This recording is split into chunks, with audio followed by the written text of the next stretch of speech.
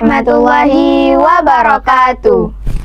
Hai, welcome back to HiPod Hijah Podcast. With me Aira from 5E and me Nafisa from 4F. Oh ya Nafisa, kira-kira kamu suka makan ikan gak? Suka banget. Biasanya ikan apa sih yang kamu sukai?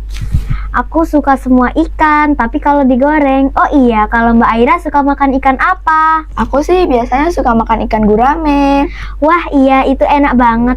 Oh iya, di episode kali ini HiPod kedatangan narasumber baru dari Dinas Perikanan Kabupaten Tuban, yaitu Ibu Iin Mayasari, SP Penyuluh Perikanan. Assalamualaikum Bu Iin. Salam anak-anak solihah. Terima kasih sudah meluangkan waktunya di HiPod. Sama-sama. Bagaimana kabarnya Bu Iin? Alhamdulillah baik. Anak-anak bagaimana kabarnya hari ini? Alhamdulillah baik. Alhamdulillah. In, kita penasaran nih, apa aja pekerjaan atau tugas dari penyuluhan perikanan Kabupaten Tuban? Sebelumnya saya akan menjelaskan ya tentang Kabupaten Tuban itu kan berpotensi sekali terutama di perikanan karena Kabupaten Tuban itu memiliki garis pantai yang sangat panjang sekali sepanjang 65 km dan itu terbentang dari Kecamatan Banjar sampai di Kecamatan Palang. Sedangkan tugas kami di penyuluh perikanan itu ada mengawal program prioritas dari Kementerian Kelautan dan Perikanan. Program-program prioritasnya itu apa saja? Yang pertama adalah memperluas kawasan konservasi perairan, yaitu konservasi yang ada di laut. Ya, kita kan di Tuban ada lautnya kan. Nah, itu kita harus menjaga bersama-sama. Kemudian yang kedua adalah penangkapan yang berbasis kuota atau penangkapan yang terukur.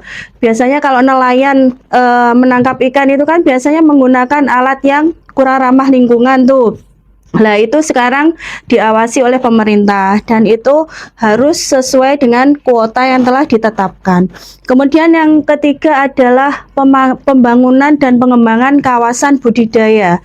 Budidaya itu pembesaran ikan yang ada di darat. Biasanya itu budidaya lele, budidaya gurame, kemudian ada budidaya yang di laut seperti budidaya ikan kerapu, tiram mutiara, seperti itu. Kemudian yang keempat adalah pengawasan dan pengendalian kawasan dan pulau-pulau terluar. Ya, kita kan saat ini sedang gencar-gencarnya Bapak Presiden itu di daerah 3T ya kan, terluar, terapa lagi? Daerah-daerah 3T, pulau-pulau yang ada di ujung-ujung Indonesia. Itu kita juga berperan untuk mensukseskan programnya Bapak Menteri. Dan yang terakhir adalah pembersihan sampah plastik. Biasanya itu disebut dengan Bulan Cinta Laut. Bulan Cinta Laut itu apa? Kita di situ ada kegiatan untuk membersihkan sampah-sampah yang ada di pantai. Kenapa harus dibersihkan? Karena kalau pantainya itu kotor dan sampah-sampah laut plastiknya itu masuk ke laut, otomatis nanti hasil tangkapan ikannya akan menurun. Nanti kita nggak bisa makan ikan lagi, ya.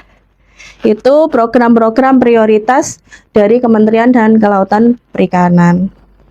Apa saja tantangan terbesar yang dihadapi oleh penyuluh perikanan, khususnya di Kabupaten Tuban, Bu? Ya.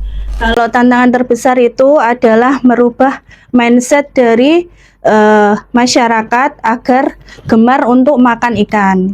Ya, biasanya kalau anak-anak ya umumnya itu kalau ikannya hanya digoreng atau hanya ditim itu kan biasanya nggak suka ya, kurang menarik gitu ya. Nah, itu harus kita rubah. Bagaimana caranya kita untuk memperkenalkan produk-produk yang berasal dari ikan, bisa jadi nugget, bisa jadi bakso, bisa jadi apa lagi?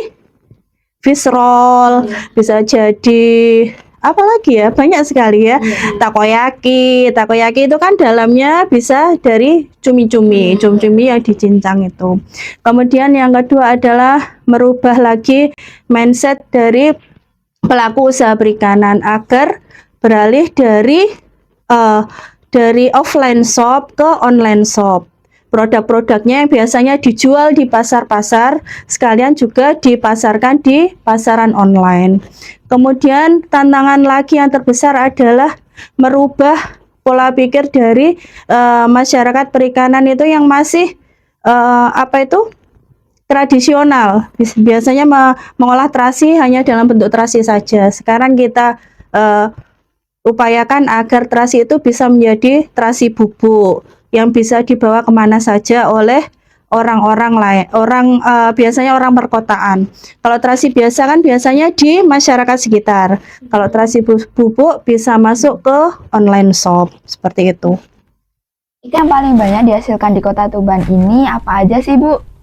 Kalau ikan yang paling banyak, kalau ikan itu kan beragam dan musiman ya. Kalau di Kabupaten Tuban itu merata, ada teri, ada ikan teri nasi, kemudian ada ikan sebelah, kemudian ada ikan kuningan, ikan layur, ada ikan toge juga yang untuk bakaran itu.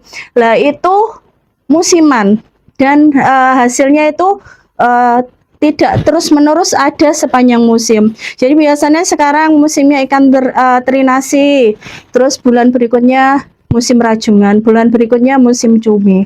Dan kebanyakan itu kalau ikan teri nasi itu paling banyak di perairan kita ya.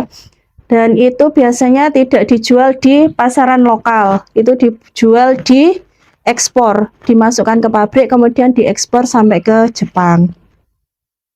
Bu Iin, mengapa kita harus gemar makan ikan khususnya anak-anak?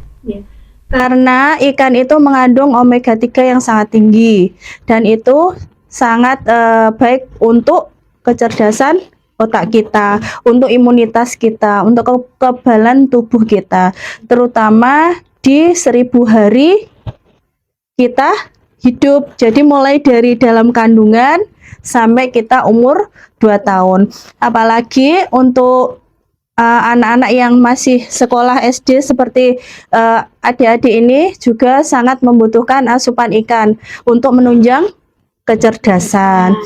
Kalau untuk orang dewasa untuk kesehatan jantung ya, kardiovaskulernya, kemudian untuk sebagai mempertajam ingatan. Pertanyaan yang terakhir, apa pesan dan harapan Bu Iin selaku perwakilan dari penyuluhan perikanan untuk penonton setia HiPod? Pesan-pesannya adalah terutama untuk anak-anak hijah yang solih dan solihah agar suka untuk makan ikan.